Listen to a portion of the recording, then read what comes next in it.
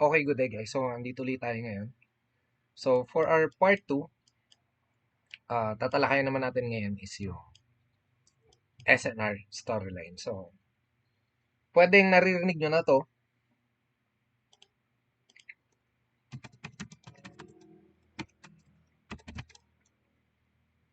Pwedeng naririnig nyo na to sa ibang mentor, sa YouTube, or sa ibang content creator na gumagawa sila ng content about SNR storyline. Pero syempre, dahil part ito ng mentorship natin, so it's my responsibility to discuss this topic kung ano ba yung naiintindihan ko dito and kung paano ko ini-implement yung strategy ko.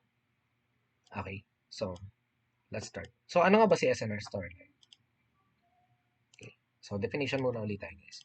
So the SNR storyline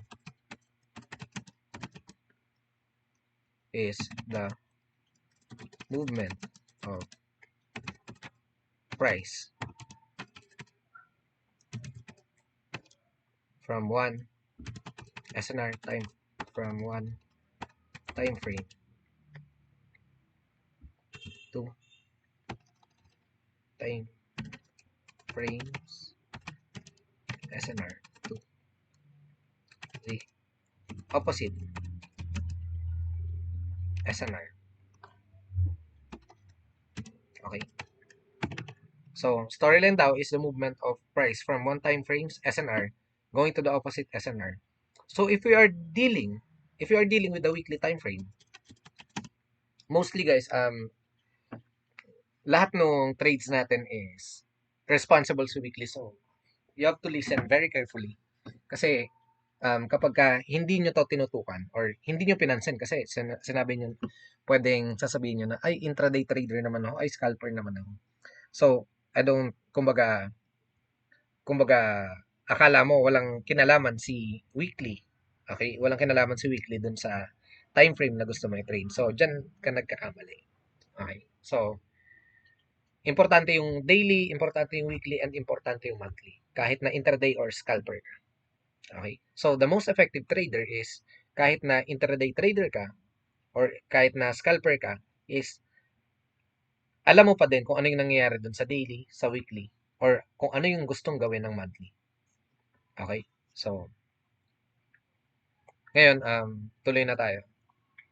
Ngayon, si SNR storyline daw is the movement of price from one time frames SNR to the opposite SNR.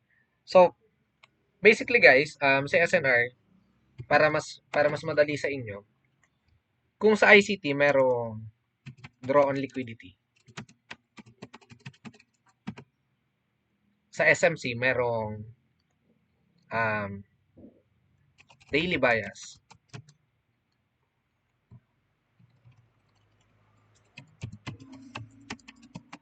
or order flow. Sa SNR naman, meron tayong storyline. Okay? So, kung papalitan natin si storyline, so, SNR storyline daw is the order flow. Papalitan natin yung movement. Is the order flow of price from one POI going to another POI of that respective time frame. So, if you are dealing with the weekly,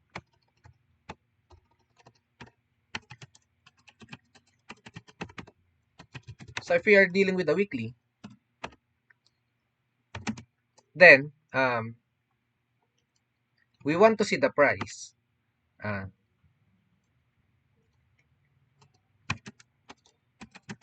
to see the price trade into weekly support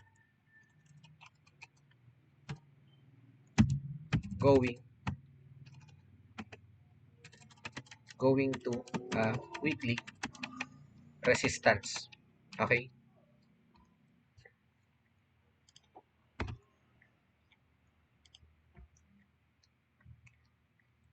So, ito guys, yung binigay ko na example is a bullish example. Okay? So, ayan. Bullish example to. Kung bearish naman, we want to see the price trade into a weekly resistance going to a weekly support. Okay? So, the movement of price, the storyline of one time frame is basically a movement from support to resistance and to resistance to support. Vice versa yan, guys. Okay? So, para mas maintindihan nyo, let's go to a real chart example. For example, guys,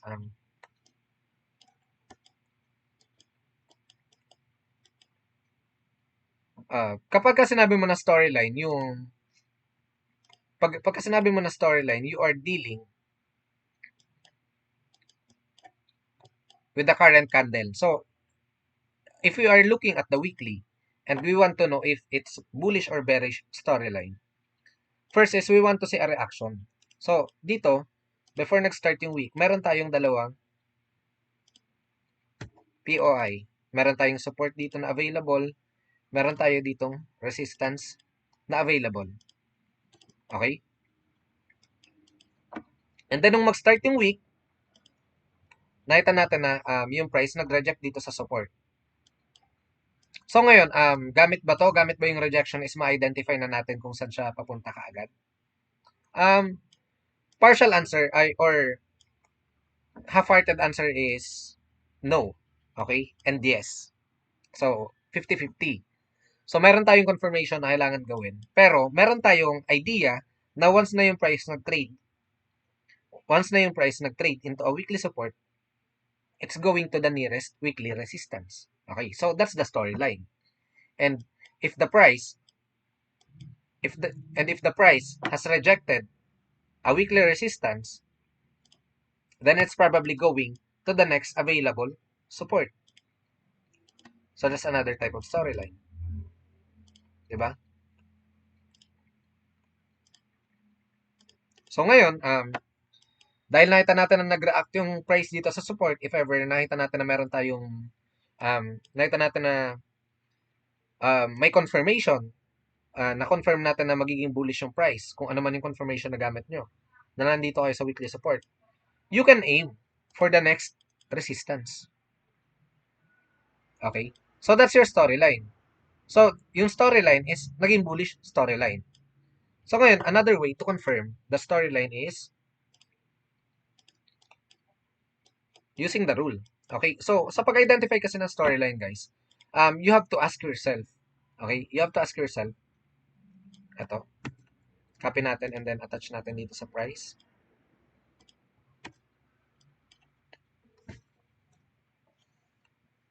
Okay. For identifying the potential start and end of a storyline, so you have to ask yourself, what is the time frame? So, if you are looking at the weekly, then you are dealing with the weekly storyline. Okay? So, dahil nandito tayo sa weekly, we are dealing with the weekly storyline. So, baguhin nyo na lang yung term, guys, kung hindi nyo pa maintindihan. If we have a bullish storyline, then we have a bullish order flow for this week. Okay? Bullish yung order flow natin. So, yung trade lang na hanapin natin is buy or yung magbabay lang tayo or puro long position lang kasi bullish yung order flow natin. Pero dahil SNR tayo, yung term na gagamitin natin is storyline. So, ang storyline natin dito is bullish dahil nakita natin na nag-react siya sa support. Okay? Pero hindi ibig sabihin, guys, na nag-react siya dito sa support is magiging bullish na yung storyline. Meron lang tayong idea na once na nag-trade siya dito sa support, possible na magpunta siya sa resistance. And dahil weekly time frame to, yung buong weekly structure, hindi mo ma-define na ang buong overall weekly structure is bullish. Alam mo lang na yung weekly candle, ang gagawin ng weekly candle dahil nag-react siya dito sa support, pupunta siya sa next weekly resistance. So, yun lang yung narrative mo.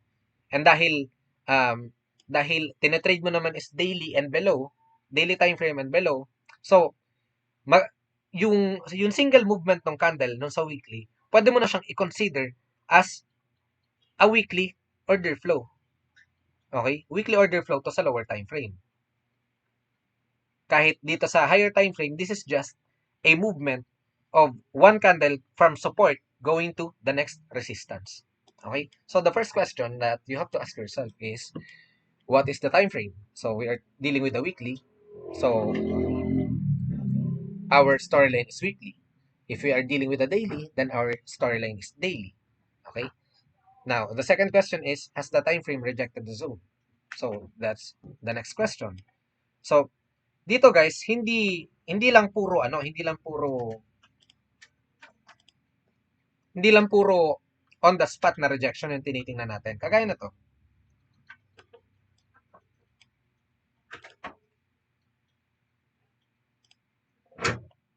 Kagaya na to guys. Hindi lang on the spot na rejection yung tinitingnan natin. So, interested din tayo or dapat minomonitor nyo din kung saan siya, yung previous week, saan previously nag-react. Okay? So, if the previous week has reacted into a support or resistance, like ito, nag-react siya sa resistance and nag-react siya sa resistance, probably the next week it is going to the next support, which is ito yung pinakamalinaw na support na nakikita ko. Okay? So, the next week, you can still expect a continuation. Pwede kang mag-expect ng continuation from a lower time frame. Pwede kang mag-expect ng continuation na yung next week, gagawin niya pa din is pupuntahan niya pa din tong area na to. Kasi yung weekly candle, yung previous week candle, hindi niya pa nakuha yung objective niya. So, yung storyline niya ay hindi pa tapos. Okay? So, dito, masasagot yung question natin na kailangan ba yung single candle is pumunta agad sa resistance or a support dun sa opposite side niya after niya mag-react dun sa origin niya? The answer is no. Hindi hindi kailangan na single candle lang 'yan. So, if meron tayong resistance and meron tayong support, may nakita tayong reaction dito from previous candle, and then nakita natin na nag-close yung previous candle pero hindi niya pa nakukuha yung objective niya dito, yung objective niya sa time frame na to, we can still expect a continuation for the next candle. So, let's see kung ano yung mangyari. 'Di ba? So, dalawang candle pa yung nagdaan and then itinuloy niya pa din. Gumawa man, nag kind of consolidate man siya dito sa area na to, dahil hindi niya pa nakukuha yung objective niya, if dito ka nag-sell, pwede mong sabihin na safe pa din yung sell mo dito hanggat hindi nakukuha yung objective niya na. Yung objective niya dito sa support. Okay, kung nag-sell ka sa resistance, hanggat hindi niya nakuha yung objective niya na support, pwede mong i-hold yung entry mo. Okay? So yun yung narrative mo for the week. Kumbaga, um, kumbaga yun na yung weekly bias mo. If you're trading ICT, gusto mo bias, gusto mo ng fancy name, gusto mo ng weekly draw on liquidity, so ayan, pwede mong sabihin na this is your POI and this is your weekly draw on liquidity. This breaker. So kung ikaw ay ICT PIP. So okay lang yun. Pare-pareho lang naman yan, nirebrand lang nila ng nirebrand. Pero yung silbe, pareho lang. Yung approach lang siguro nagkaiba. Ayun. So ngayon, in order to confirm the storyline, sapat ba na makakita tayo ng rejection? The answer is no. Okay? So, 'di ba, dun sa previous episode natin, guys. Sa previous episode natin, makikita natin na merong mga SNR na tinetest. Gaya nito, this is a left shoulder flip. So, this is a left shoulder, pero nung binalikan ng price, binviolate siya, or nirespect siya dito as left shoulder, and then binalikan ng price, binviolate na, so became a support, nag-hold yung price, became a support, and then tested multiple times, and then hindi na siya nag-hold. Ngayon, naging resistance na siya. Okay? So, ito yung isa sa mga example, guys, na kapag ka nakakita ba tayo ng rejection, ibig sabihin, or kagaya na to, for example, this is the only candle na makikita natin dito sa price. Kapag ka nakakita ba tayo ng rejection dito sa support, ibig sabihin ba, meron na tayong bullish storyline and we can expect the price um, to go to the next resistance? The answer is no. So, you have to have another confirmation, which is, ito yung tatalakayin natin dito sa number 2. Okay? Or dito pala sa number 3. So, yung tanong na kailangan natin sagutin is there a breakout one time frame below? Okay?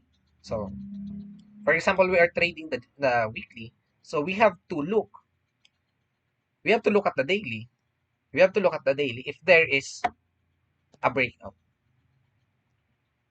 Okay? What do I mean by breakout? So, the significant breakout that I'm looking for is something like this. So, meron tayong classic buy-sell candle na i-violate ng price. Okay? So, this is what I consider the valid breakout. So, it is broken by the body of the candle. Now, we are waiting for the price to respect it. However, we are not expecting na tumuloy yung price dito kasi hindi naman natin siya tinitingnan as weekly, okay? As weekly start of storyline, okay? So, we are looking at this level. Okay? Ito yung tinitingnan natin na level. Itong weekly na to. And time frame below, ang tanong is may nakita ba tayo na ang tanong diyan is may nakita ba tayo um may nakita ba tayong bullish breakout or may nakita ba tayo na some sort of formation na nag-indicate ng breakout gaya nito? Wala, 'di ba? So, technically, this is just a rejection. Okay? This is just a rejection and it doesn't necessarily mean na ang storyline natin is confirmed na. Okay? So, let's proceed to the next candle. So, as you can see, dahil hindi naman natin na-confirm yung storyline, nakita natin na yung price ay violate po yung support. Violate yung support and we are waiting for the price to react.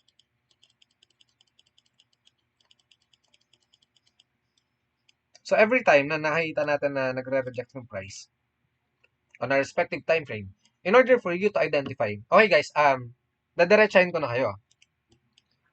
Para masabi nyo na magiging bullish kayo for the week, if there is a sort of rejection from the previous week, you have to look time frame below. So if we are looking at daily, if we are looking at weekly, you have to look at the daily if there is a significant breakout. So if we are looking for a breakout, we want to see the price breaks this area. Gusto natin na i-break yun. Gusto natin na i-break itong area na to. Okay, so tingnan natin if may body na magbe-break dyan. So walang nag-break na body and then binalikan yung area ng rejection. So technically, having a breakout one time frame below is very important when it comes to um, identifying if we have a potential start of storyline. Okay? So, yung end of storyline kasi guys, syempre, kapag nakuha mo na yung objective mo, ayun, syempre, kahit hindi pa tapos yung storyline, ano ka na, kumbaga, kumbaga mission complete ka na eh. So for example, nakakuha ka ng trade dito, meron kang weekly resistance, and then ito yung support mo. So kahit hindi pa tapos yung bearish weekly storyline, nakuha mo na yung objective mo. Nakakuha ka ng TP mo. Okay? So dito hindi pa natin pinag-uusapan yung entry. So ang gusto natin malaman is paano ba natin hanapin yung storyline or ano ba yung mga dapat natin makita in order for us to identify a valid storyline na mag-hold. Okay? So,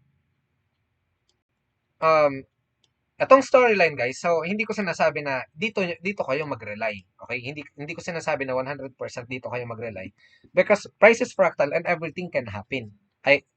Happen. Nako po. Everything can happen. Sorry. So pwedeng yung weekly is ma-violate tapos nag-start na pala yung storyline. So is there any chance na we can um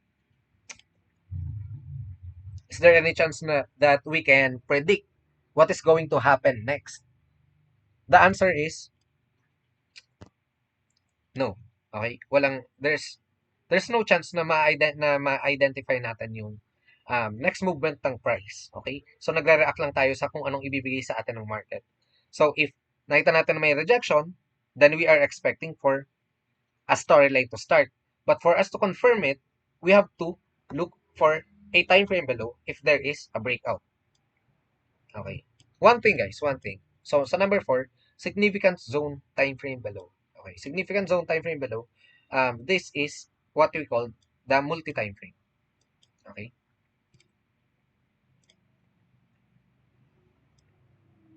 This is what we call the multi-time frame refinement. Okay guys, so dito alam nyo ba, bibigyan ko kayo ng hint na alam nyo ba na kahit for example, this is a weekly SMR. alam nyo ba na kahit yung weekly SNR is pwede siya mag-start sa, um, tawag doon? I mean, alam nyo ba na kahit ang weekly storyline ay pwede mag-start sa 1 minute time frame? So, how do we do that? So, bigyan ko lang kayo ng um, quick, uh, explanation kung paano nangyayari yun. So, meron tayong tinatawag na multi-time frame SNR. Okay? So, ang multi-time frame SNR is, gawa siguro ako ng text. Okay? Multi-time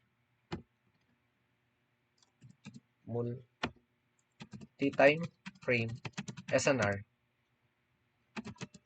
is SNR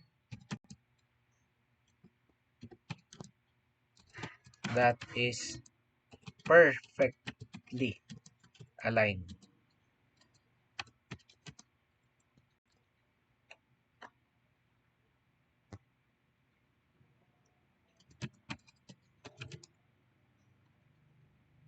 Multi-time frame SNR is a fresh SNR that is perfectly aligned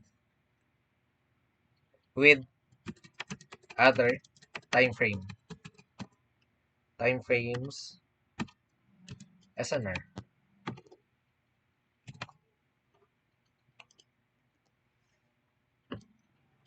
Okay? So, ito yun guys. So, kapag sinabi ko na multi-time frame SNR, so ito daw yung mga SNR guys. Ito yung mga SNR na perfectly aligned with the lower time frame. Okay? So, kapag sinabi mo na perfectly aligned, ibig sabihin, kapag minarkahan mo to, mamarka natin to guys. Let's mark our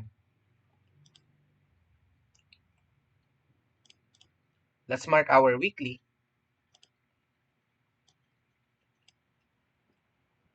Pangit kasi dito yung candle sa FX open eh. Pero hanap na lang tayo ng ibang example, guys.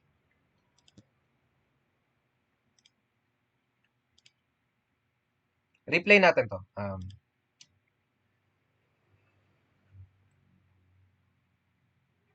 For example, this area.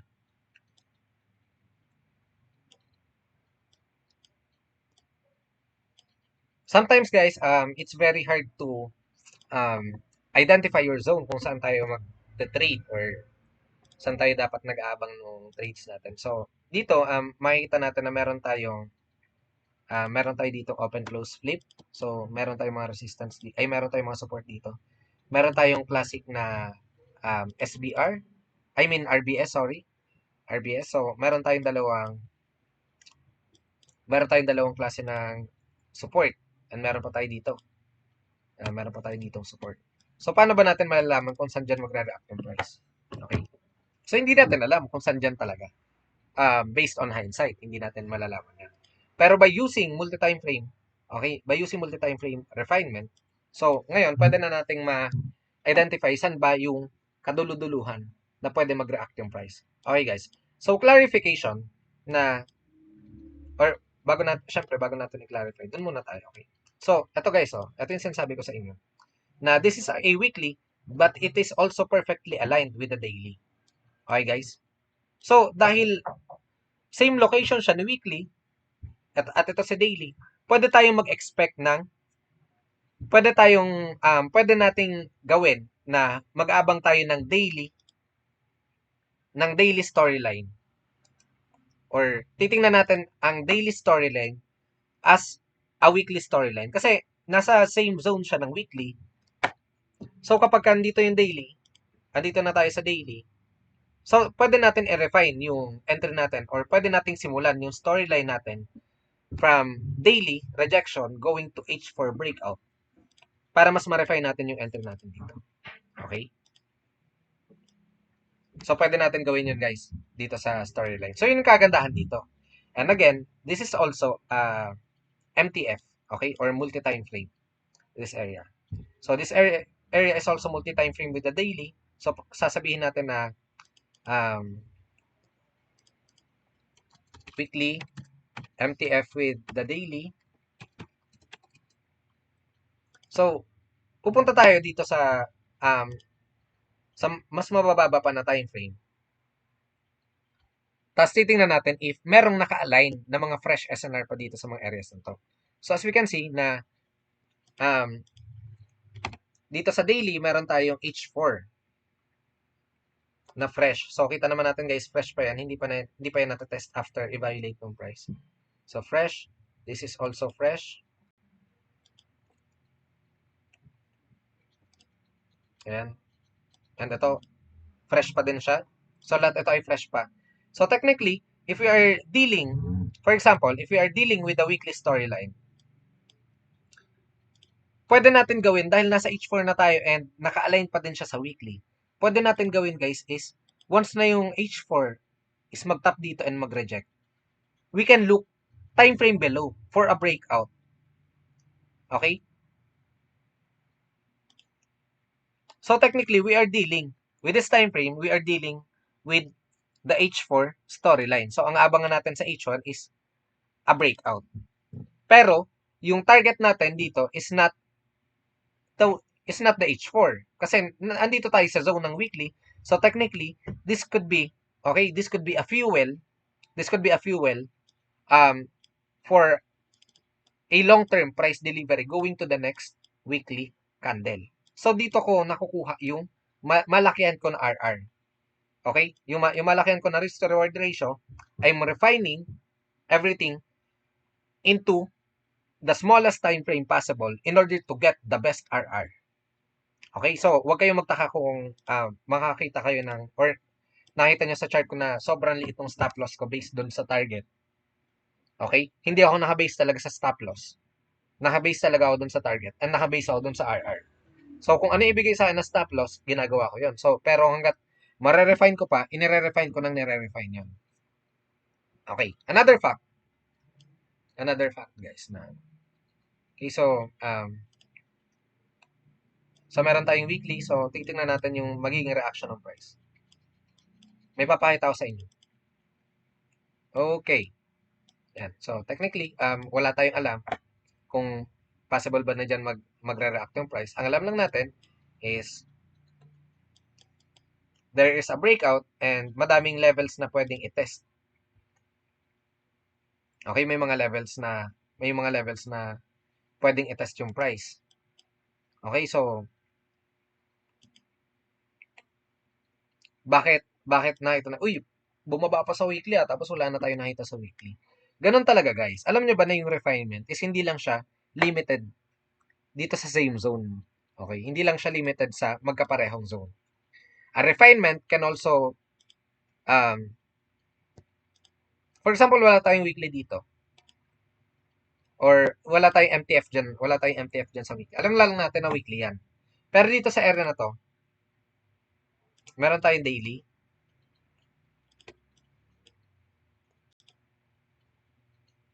Dahil yan, mga tested na yan. Ito, meron tayong daily.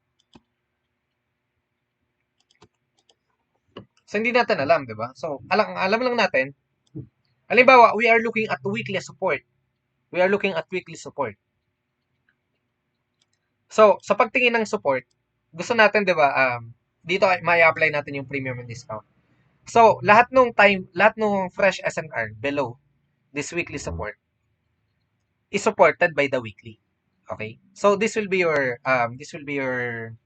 50% ng premium and discount. Basta, kailangan nyo lang tandaan na if this is weekly support and we have a daily support, meron tayong daily support, meron tayong H4 support.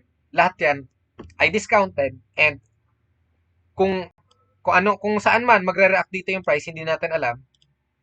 Kung saan man magre-react dito yung price, alam natin na meron siyang power ng weekly. Okay? Meron siyang power ng weekly and yung tatargetan pa din niya is yung next weekly candle. So, any reaction sa mga SNR, halimbawa dito, nasa daily time frame tayo. Andito yung weekly,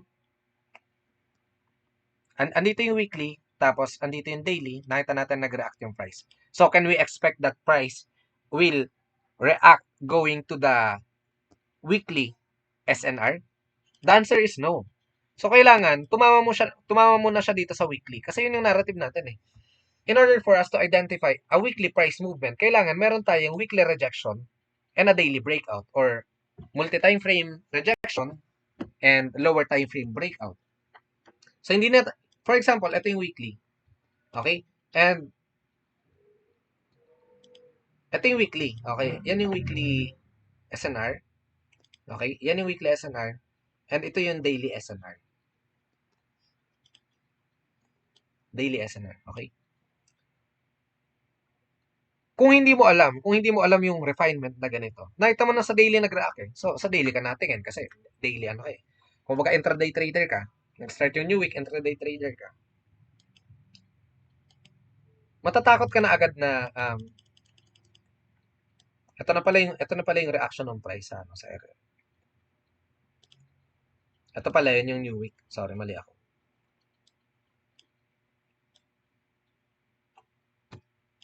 Ito pala yung new week, tapos ito yung mga areas kung saan possible mag-react yung price. Ayan. So, for example, ganyan, hindi naman natin alam. So, ito yung daily mo. May daily ka dito. Dito meron kang weekly. Tapos nakita mo dito na daily. Dahil you are looking at daily, hindi mo alam yung multi-time frame refinement, hindi mo alam na below ka pa ng weekly. So, ang tatargetin mo lang is daily. Okay? Pero kung um, yung knowledge mo is kagaya nung sa atin, na basta nasa loob tayo ng weekly, nasa ilalim tayo ng weekly support.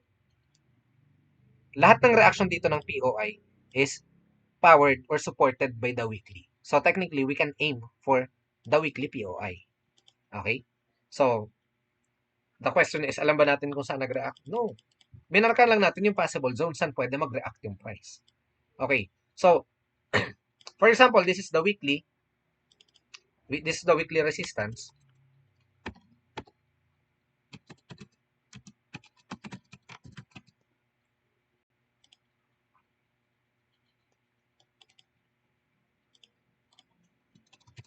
Weekly support.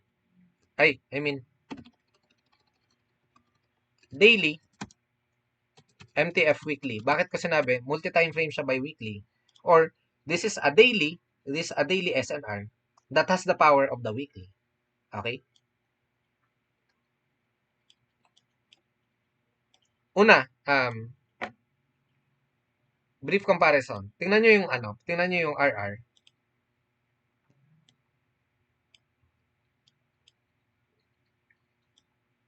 Okay? Sabihin natin na 30 pips. Tingnan niyo yung RR na to from weekly to weekly. Okay? From weekly to weekly na na-refine natin sa daily versus from weekly to weekly na walang refinement. So, ang layo, di ba? 1 is to 17 tapos 1 is to 2. Okay? So, gamit yung pagre-refine natin sa paghahanap ng mga multi-time frame levels or discounted levels or more premium levels kung resistance man yung pinag-uusapan natin, we can have, okay? So, it is possible for us to have what? It is possible for us to have higher RR than any other traders na hindi alam kung paano nare-refine yung mga ganitong key levels. Okay? So, bakit siguro may magtatanong bakit kaya ito na yung ginagamit ko? Bakit SNR na yung ginagamit ko at hindi na ICT? The answer is simple. Okay, guys. So, ICT focus on fair value gap and the body of candles. Okay? Nag-focus lang siya sa body ng candles, yung mga POI niya. So technically, wala kang specific point where you can identify if the price is really going to reverse or not, if it's going to violate or not. So it's kind of bit discretionary when it comes to ICT. Perspective ko to, guys, yung nakikita ko lang to. Siguro mas magaling kayo na tumingin ng price using ICT. But for me, ICT is a little bit discretionary. Okay? Yung mga ICT terms. Kasi yung draw on liquidity, you have to identify if the price failed to displace. Yes. Failed to displace. And then, somewhere in this price action, you're going to look lower time frame below if there is a displacement and you're going to enter the fair value gap and ito yung weekly bias mo. Okay. So, that's kind of bit simple. Pero, if you are looking for a better RR, okay? If you are looking for a better RR, bakit hindi, 'di ba? Bakit hindi? So, same naman yung logic. So, sa order flow ka naka-base. So, bakit hindi ka pa mag-aim ng mas mataas na RR? 'Di ba? So, titingnan natin tong area na to if we can still refine the entry. Okay? So, this is an MTF daily. So, this is the daily. So, kung same logic sa pagre-refine ng weekly. Kung gusto natin makakita ng mas baba pa na time frame, maghanap tayo ng lower time frame refinement sa baba din itong daily. Okay? So, nakita natin na yung price is also MTF with the H4. So, saktong-sakto, diba? MTF siya with H4. So, what we can expect, what we can expect for the price na yung storyline natin, dahil merong rejection, pwede tayo mag-expect na yung H1 is pwedeng magkaroon ng breakout. And there is a breakout. Okay, and there is a breakout. So, technically, na-confirm natin yung weekly order flow using the H4 storyline kasi dito natin nakita yung breakout. Okay, but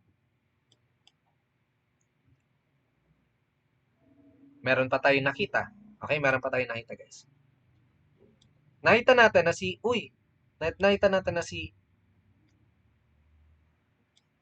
nakita natin na si H1 is also aligned with the H4.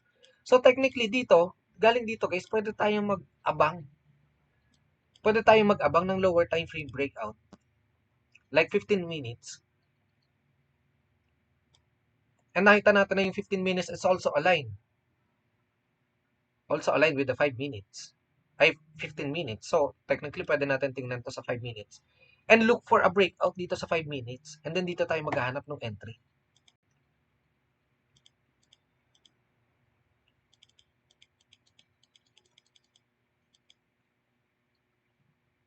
And there is a breakout. May breakout na ba? Teka lang.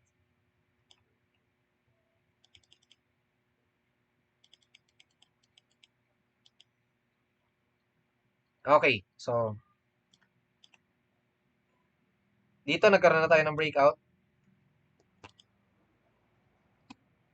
Di lang kasi malino pero binrake na diyan sa RNN, binrake na yung body. Okay, so diyan meron tayong breakout. Now, we can use this one. Pwede natin gamitin pwede na tayo mag-abang ng or kung saan ka makahanap ng entry, pwede ka mag-abang ng entry mo diyan. Or kung dito, yan. Yan. Using 5 minutes, partida yung stop loss mo guys is 5 minutes, pero yung target mo is weekly. Observe guys, observe. So wala pa tayo sa entry kaya wala pa tayo sa entry. Ina-explain ko lang yung refinement nung SNR or yung mga possible um mga possible na makuha nyo na RR once na ginamit nyo to. Okay? So, you are triggered and then partida guys you are looking at 5 minutes time frame. Pero yung target nyo is weekly. So, nakita nyo yung RR. So, ito guys, kahit tingnan nyo sa YouTube, yung nagturo ng yung nagturo ng storyline, hindi nyo makikita na yung RR niya dito, sa yung per trade niya is umaabot ng 1:20 or 1:38 or 1:40. So, dito nyo lang yung makikita yan. And that's how you do it. That's how you refine your SNR. From weekly to weekly, refined into M5. So, napakalaking bagay niyan, guys. So, let's fast forward kasi masyadong naglalag.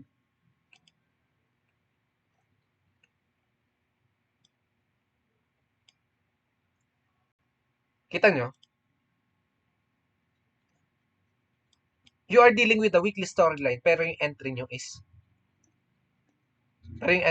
on 5 minutes time frame. And kahit i-check nyo yung price, hindi nyo makikita na babalikan yan kahit ng break even.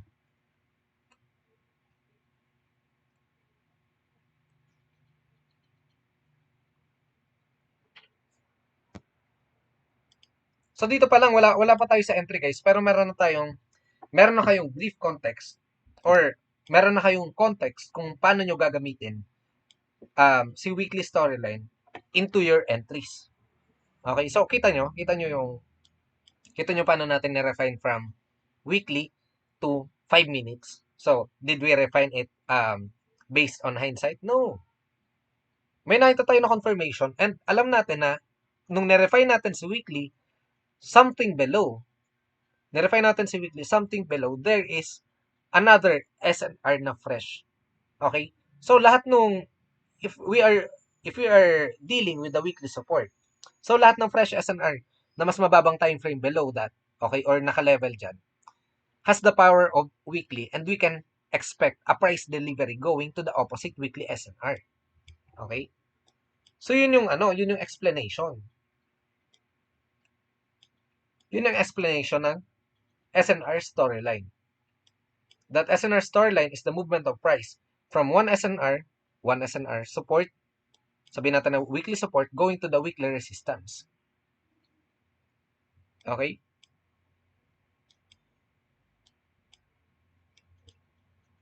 So guys, after this video, or you want you to backtest, look for a higher time frame. Look for a higher time frame SNR such as weekly. I dare you na weekly yung gamitin nyo. You backtest you backtest the reaction of the price from weekly support going to weekly resistance, and you try to get an entry using the lower time frame refinement, like what I taught you today. Okay? So, ayun muna guys. Thank you for your time.